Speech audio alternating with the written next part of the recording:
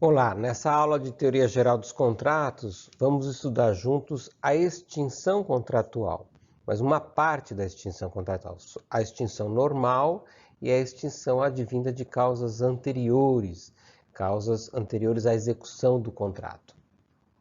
De uma forma geral, nós podemos dizer que a extinção contratual pode se dar das seguintes formas. Pode se dar pelo caminho normal, o caminho esperado, o caminho que é imaginado pelas partes, que é pelo próprio adimplemento, ou por formas anormais. Anormais, nós vamos dividir em causas anteriores, aquelas relacionadas à inexistência, à nulidade e à anulabilidade. E depois, na próxima aula, no próximo vídeo, veremos as causas posteriores, aquelas que podem estar previstas no contrato, cláusulas que prevêem a extinção, e aquelas formas de extinção previstas na lei. Nesse vídeo, vamos nos estudar com mais calma a forma normal de extinção do contrato e a forma anormal. A extinção normal. Como é que se dá a extinção normal? Por a boa lógica, né, de um contrato executado, levado a termo, gera o adimplemento das obrigações, de todas as obrigações do contrato, de ambas as partes. Esse é o adimplemento perfeito. Mas pode acontecer também que se dê o adimplemento compulsório, o adimplemento forçado, quando nós temos a resistência de uma das partes em cumprir uma obrigação em que o nosso direito aceita a chamada adjudicação compulsória ou o cumprimento compulsório, o adimplemento compulsório. Exemplificamos as duas situações. A primeira, relacionada ao pagamento, o artigo 334 do Código Civil, que elenca, né, que considera-se pagamento, e extingue a obrigação, e consequentemente, pode extinguir o contrato. O depósito judicial ou em estabelecimento bancário da coisa devida nos casos e formas legais. O artigo seguinte acaba dando os exemplos de quando que é possível fazer a consignação em pagamento, né? Uma parte se recusa a receber, se recusa a dar quitação. Então, nessas circunstâncias e outras, é possível fazer o cumprimento da obrigação em juízo, via depósito judicial, consignação em pagamento, e assim se extingue a obrigação, se esta é a última que resta, também extingue o contrato. Um outro exemplo, do outro lado da história, já não relacionado ao pagamento, mas ao cumprimento de uma obrigação de fazer, é o que estabelece o artigo 1418, quando o promitente comprador, titular de direito real, pode exigir do promitente vendedor ou de terceiros, a quem os direitos deste forem cedidos, a outorga da escritura definitiva de compra e venda, conforme o disposto no instrumento preliminar, na promessa de compra e venda, e se houver recusa, requerer ao juiz a adjudicação compulsória do imóvel. Então, nós podemos ter a figura da extinção normal via adimplemento perfeito, é uma extinção ainda normal, porque o contrato atinge os seus efeitos normais, efeitos jurídicos desenhados pelo contrato, portanto é normal, apesar de ser compulsório. Ainda há que se levar em conta duas observações importantes com relação à extinção normal. A que diz respeito à teoria do adimplemento substancial, que considera um contrato, dependendo das circunstâncias, um contrato como cumprido quando grande parte do objeto já foi saldado. Então, se nós temos lá, às vezes, um contrato com 60 parcelas, já saldou 59 parcelas. Então, não vai se considerar inadimplemento, mas um adimplemento imperfeito, que pode ser resolvido. Então, a teoria do adimplemento substancial faz situar em eventual discussão judicial de inadimplemento, num adimplemento imperfeito, numa complementação, e geraria uma extinção normal do contrato. Também uma ressalva importante a ser feita, a última, é relacionada à boa-fé objetiva pós-contratual. Assim, embora lá no artigo 422 do Código Civil esteja previsto que a boa-fé objetiva deve ser guardada pelas partes na conclusão e na execução do contrato, a doutrina e a jurisprudência já amplificaram o que está dito no artigo 422 para entender que a boa-fé objetiva também se exige nas relações pós-contrato, depois de extinto o contrato. Por mais que, então, só uma observação importante, por mais que se extinga um contrato, ainda remanesce uma obrigação pós-extinção do contrato das partes guardarem a boa-fé objetiva nas relações pós-contratuais. Vamos agora, então, para as causas anormais, as formas de extinção anormal, focando naquelas hipóteses de causas anteriores, aquelas relacionadas à nulidade, anulabilidade, inexistência, nulidade e anulabilidade. Comecemos com a inexistência. Duas observações importantes. Logicamente que se não configurar os elementos essenciais do contrato, nós não estamos diante de um contrato. E, portanto, não havendo contrato, não vamos falar em extinção do contrato. Por isso que é uma extinção anormal. Nós estamos buscando uma extinção que, na verdade, é um reconhecimento de que ele não existe. Então, uma forma anormal, nem propriamente extinção mas é bom que estudemos neste rol classificativo de formas de extinção. Bom, a inexistência de um contrato pode se dar em função de nós estarmos diante de uma coação física. Quando há coação física, a coação física elimina a vontade, não havendo vontade, logicamente, não há contrato.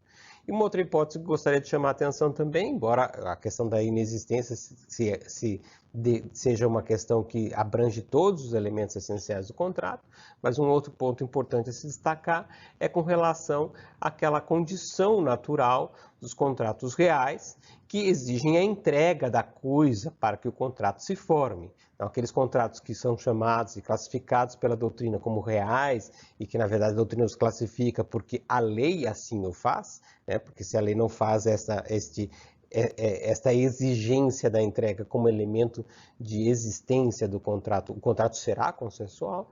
Então, nos contratos reais, a entrega da coisa é condição de existência. Nós estamos falando aí do comodato, estamos falando do mútuo, estamos falando do depósito, do contrato estimatório ou venda sob consignação. Vamos agora a mais uma outra forma de extinção anormal por causas anteriores, aquela relacionada ao vício grave, ao vício da nulidade.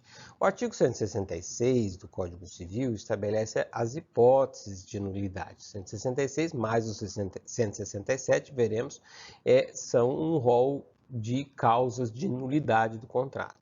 Vejamos uma a uma, nós estudamos isso já em outras aulas, nas aulas anteriores, mas é importante que nós façamos uma revisão.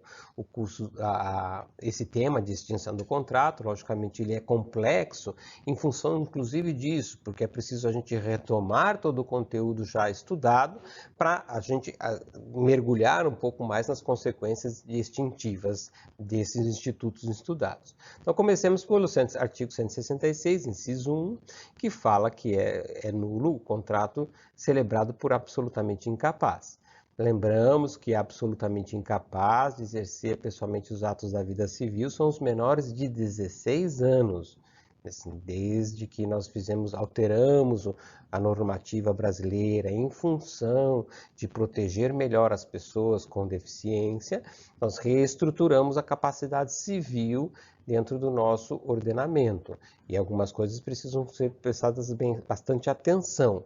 Digo, não é o tema da extinção, seja mais da teoria geral, e até direito civil 1, vamos dizer assim, a gente voltaria lá no começo do direito civil, não em direitos contratuais, não o direito contratual, mas é importante que a gente retome. Então, absolutamente incapaz é o menor de 16 anos, se o contrato é celebrado por um menor de 16 anos, sem que esteja este menor, na verdade, tutelado por quem o representa, pelos seus representantes formalmente estabelecidos, ou curatelados, nós estamos diante de um contrato nulo e, reconhecida essa nulidade, ele tem de ser extinto.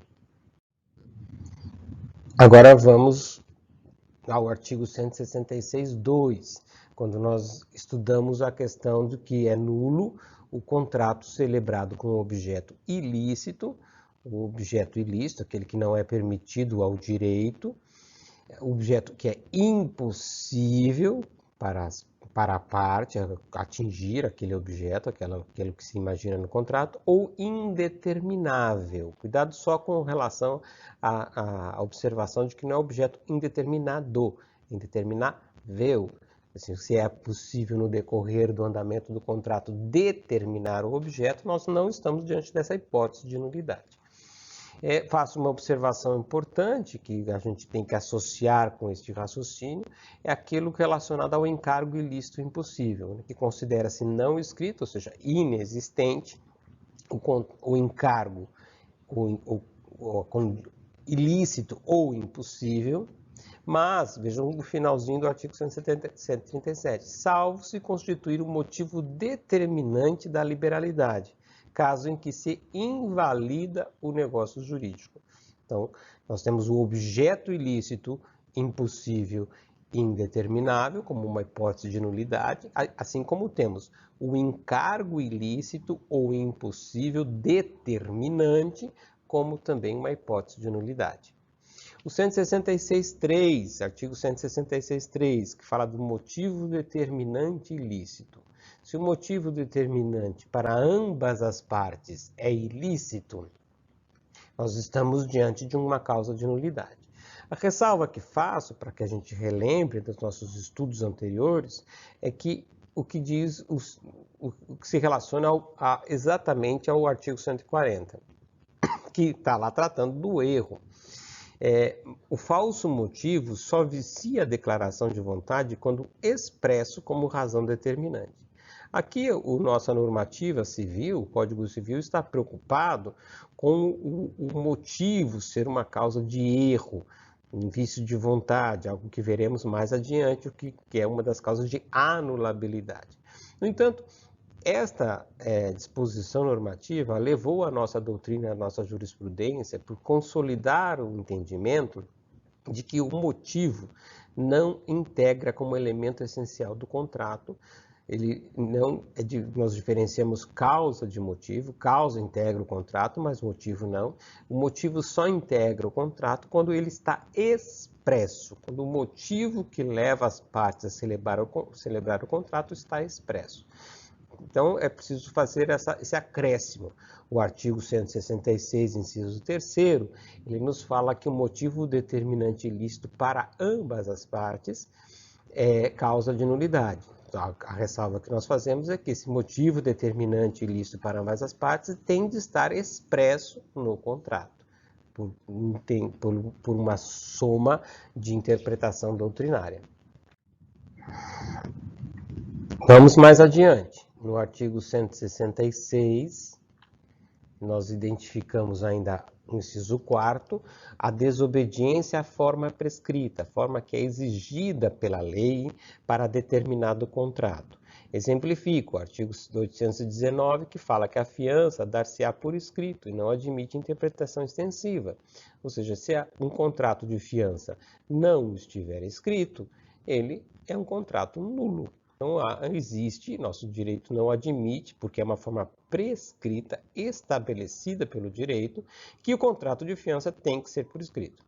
Ou então o 166.5, que exige, que dá o vício, que atribui o vício de nulidade para um contrato que não tenha seguido uma solenidade essencial. Ora, exemplifico também, é solenidade essencial a escritura pública para imóveis sobre contratos que incidem sobre imóveis que são 30 vezes maiores do que o salário mínimo. Vejam que fala o 108. Não dispondo a lei em contrário, a escritura pública é essencial à validade dos negócios jurídicos que visem a constituição, transferência, modificação ou renúncia de direitos reais sobre imóveis de valor superior a 30 vezes o maior salário mínimo vigente no país. Então, isso cumpriu essa solenidade, fazer a escritura pública desse negócio jurídico sobre esse tipo de imóvel, nós estamos diante de um contrato nulo. Mais adiante, Ainda no artigo 166, inciso 6º, é nulo o contrato que fraudar lei imperativa, ou seja, que buscar burlar aquilo que a lei diz que não pode ser feito. Exemplificamos, artigo 100, os bens públicos de uso comum do povo e os de uso especial são inalienáveis, enquanto conservarem a sua qualificação na forma que a lei determinar. Ou seja, eles precisam ser desafetados do uso comum do povo, de uso especial, tornarem-se bens dominicais, para que eles possam ser alienados. Então, se eu faço um expediente de fraudar esta categoria de bens, nós estamos diante de um contrato nulo. Artigo 166, 7. Um contrato é nulo se ele contraria algo que a lei... Porque a lei declara que aquele tipo de contrato é nulo, que a lei declara que aquele tipo de contrato é proibido. Vejamos dois exemplos. O artigo 426 diz que não pode ser objeto de contrato a herança de pessoa viva. Assim, pode ser objeto de contrato a herança já adquirida de alguém que faleceu? Pode, existe essa possibilidade de cessão de cota hereditária. No entanto, não pode ser objeto proibido de contrato a herança de pessoa viva. Da mesma forma, o artigo 548 também é um bom exemplo. É nula a doação de todos os bens sem reserva de parte ou renda suficiente para a subsistência do doador, que nós chamamos de doação universal. Quer dizer, a doação universal não pode, a pessoa tem que continuar com algum bem para a sua sobrevivência. Ou seja, nosso direito não admite a postura de São Francisco, né, deixa de dar todos os bens e sai pelado pela rua. Assim, não pode, é proibido em nosso direito a doação universal de bens. Se contrariou estas regras, este contrato é nulo.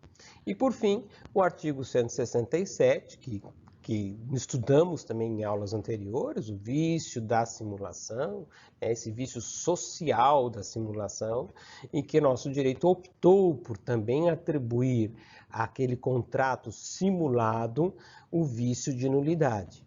Uma ressalva importante que deve se fazer com relação ao 167 é que o regramento do nosso direito estabelece que se o contrato verdadeiramente celebrado, não o simulado, verdadeiramente celebrado, estiver com todos os seus elementos essenciais de existência ali presentes, não se extingue o contrato, transforma-se o contrato, sai daquela figura simulada e vai para a figura verdadeira.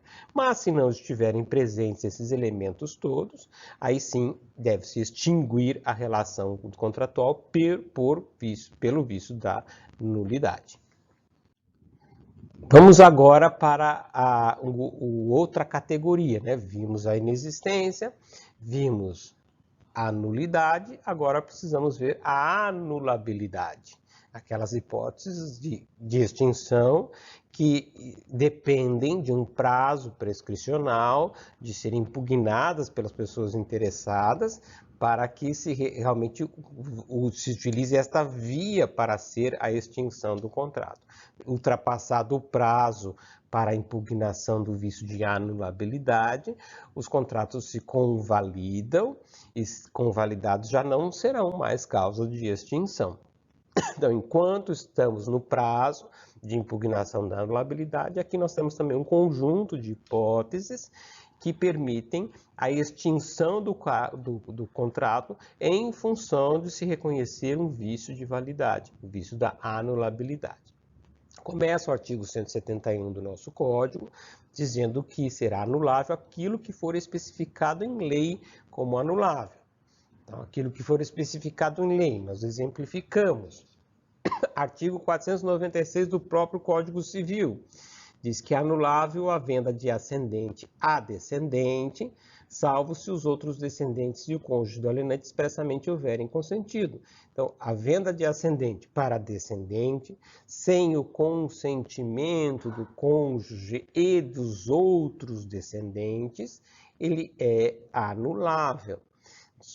faço uma observação que é importante, isso é algo que estudaremos em aulas mais adiante, quando entrarmos nos contratos em espécie, mas que já é importante se deixar estabelecido que a anulabilidade desta hipótese, a jurisprudência construiu o raciocínio de que, bastante lógico e razoável, de que essa anulabilidade do 496, ela só se estabelece se efetivamente nós estivermos falando de um eventual prejuízo dos descendentes. Digo assim, como se dá o eventual prejuízo do descendente? Quando existe uma diminuição patrimonial do ascendente para a futura herança.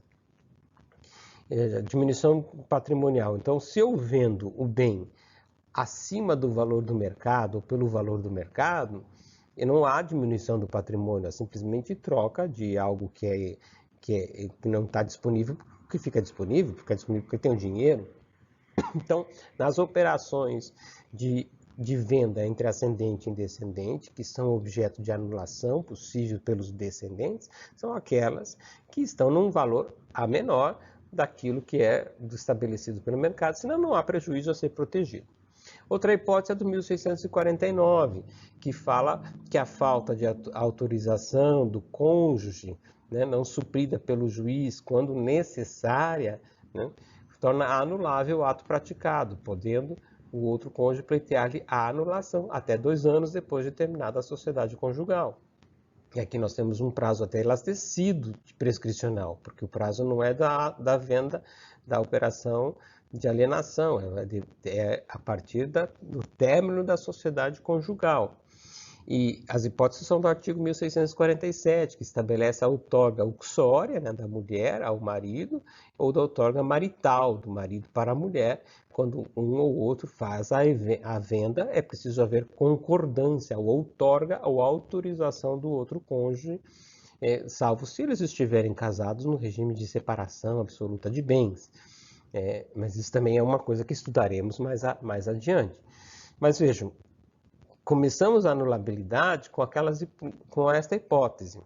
A primeira hipótese de anulabilidade é aquela que diz que aquilo que estiver especificado em lei que é anulável. Depois vamos então aos incisos do artigo 171.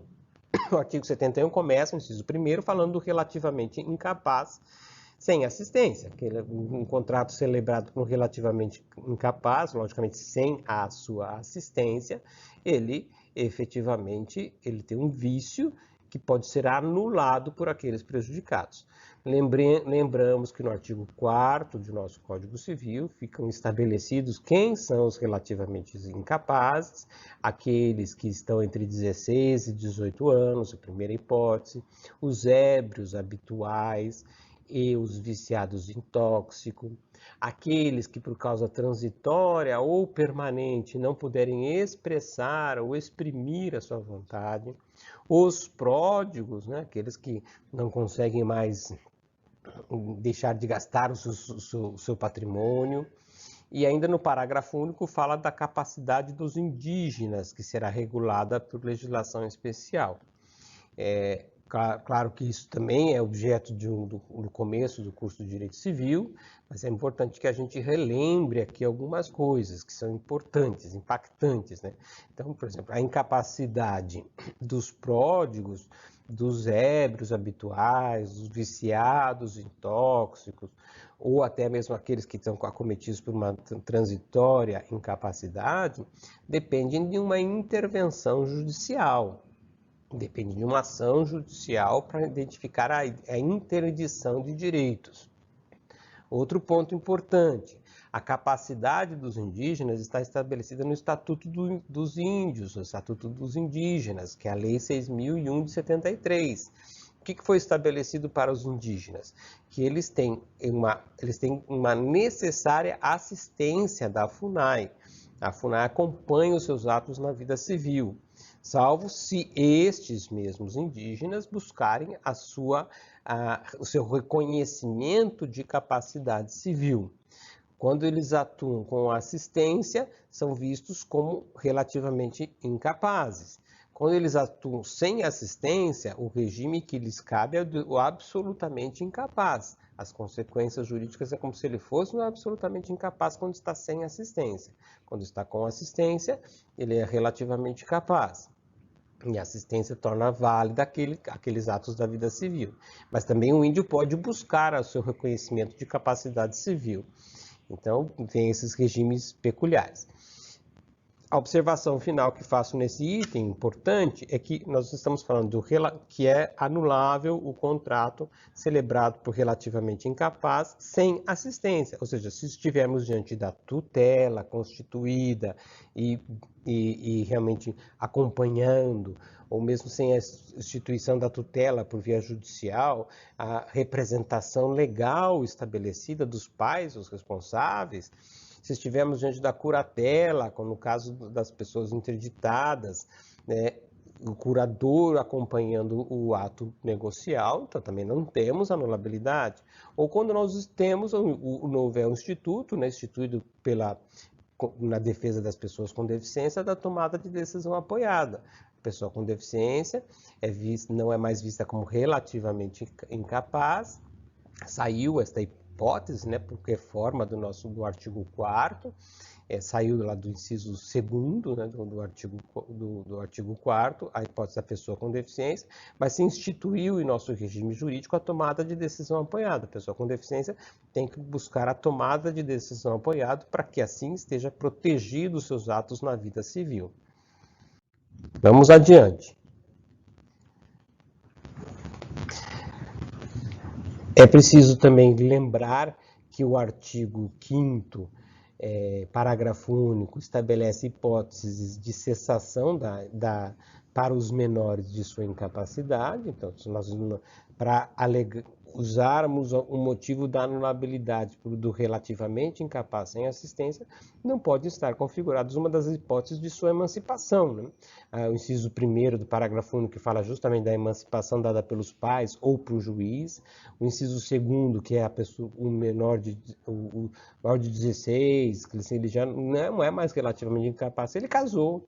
O casamento emancipa naturalmente da maioridade as pessoas, ou pelo exercício de um emprego público efetivo, assim, está num emprego público efetivo, colou grau em curso superior, constituiu um estabelecimento civil, uma sociedade comercial, ou está numa relação formal de emprego e tem ali a sua economia de subsistência nessa relação de emprego a si mesmo. Então, essas hipóteses todas é possível cessar a menoridade. Aí nós não estaríamos diante de um relativamente incapaz.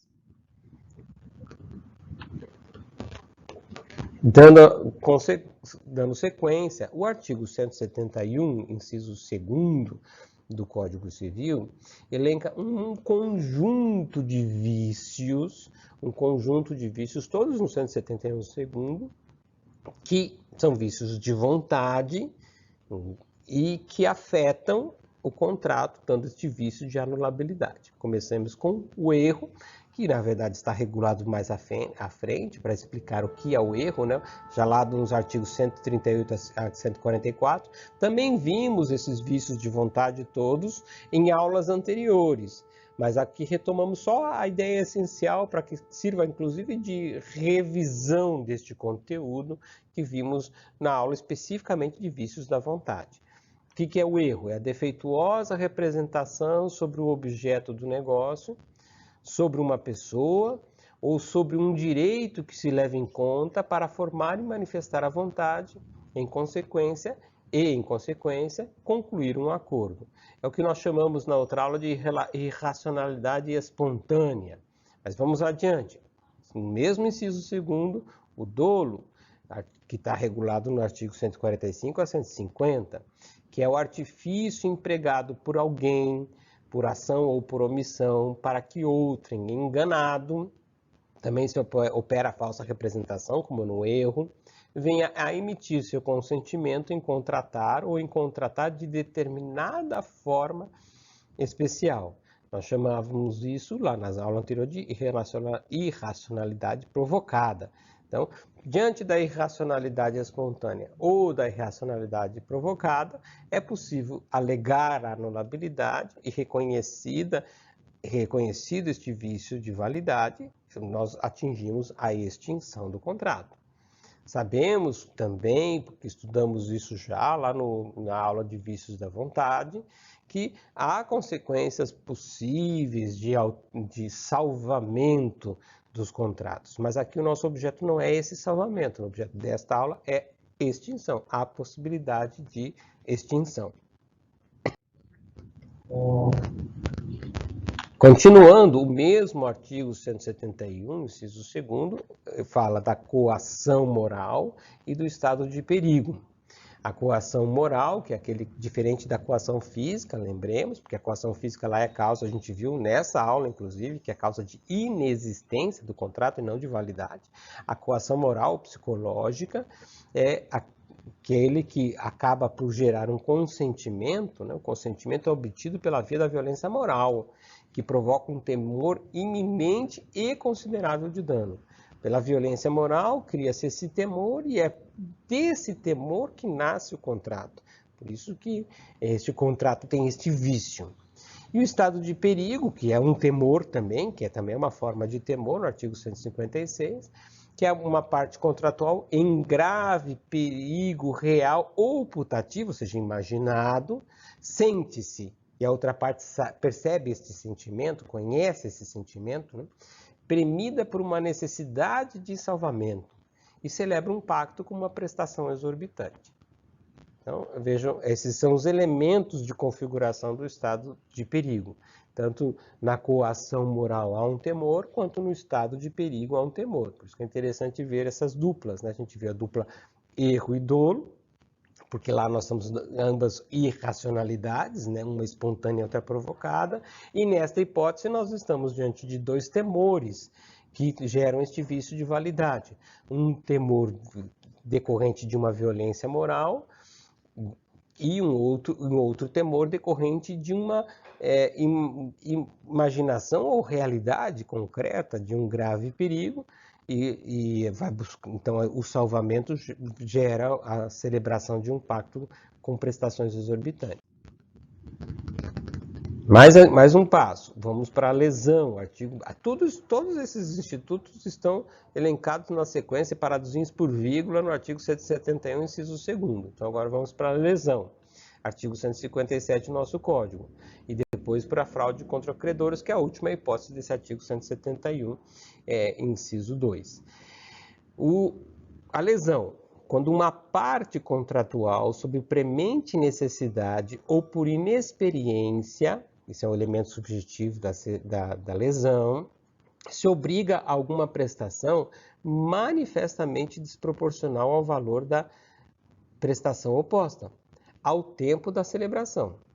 Então, essa desproporcionalidade é o elemento objetivo. Esse instituto é chamado de lesão subjetiva, porque ele afeta a vontade, não pode ser confundido com aquela onerosidade excessiva decorrente da superveniência de fatos.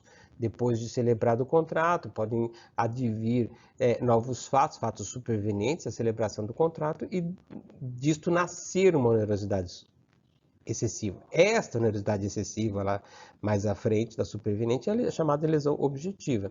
Esta aqui é chamada de lesão subjetiva, que a onerosidade nasce no ato de celebração do contrato e é decorrente dessa premente necessidade ou inexperiência que faz com que uma pessoa feche um pouco os olhos para aquela desproporcional prestação exigida pela outra parte.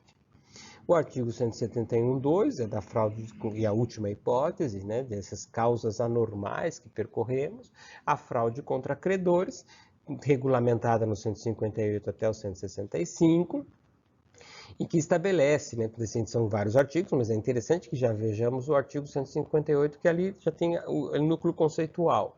Os negócios de transmissão gratuita de bens ou remissão de dívida, ou transferir gratuitamente para outra, ou perdoar dívida de outro, Se os praticar o devedor já insolvente, ou seja, que já tem insolvência, ele não tem já patrimônio para saldar todas as suas dívidas, ou por eles reduzidas a insolvência, ou seja, ou por esses atos acaba se tornando insolvente, ainda quando o ignore dessa circunstância, não é preciso fazer dolosamente essa fraude contra credores, poderão ser anulados pelos credores quirografados, aqueles credores que são chamados preferenciais, aqueles que estão na primeira linha para serem saldadas as suas dívidas diante de uma ação que reivindica a insolvência do outro lado, como lesivos dos seus direitos. Então, essa hipótese de fraude contra credores também é a última hipótese elencada